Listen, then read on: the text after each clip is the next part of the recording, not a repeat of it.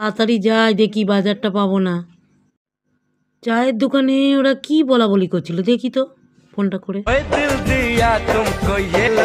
Hello. হ্যাঁ hello. হ্যাঁ মা, কি বলবে বলো। হ্যাঁ, একবার রান্নাঘরে যাও তো। রান্নাঘরে কেন যাব?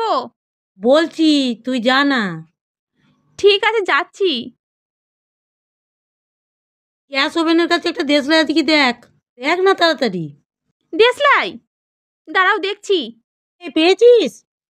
হ্যাঁ দেখতে পেয়েছি। দেশলাইটা জ্বাল। ঠিক আছে জ্বালছি, দাঁড়াও। ফেলে ফেলেছিস? জ্বেলেছি তো। কিছু হলো? কই না তো। কি হয়েছে বলো তো?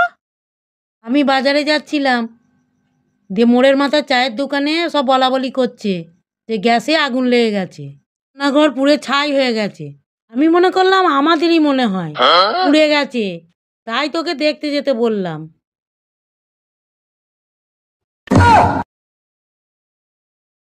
এই রাখো তো ফোনটা।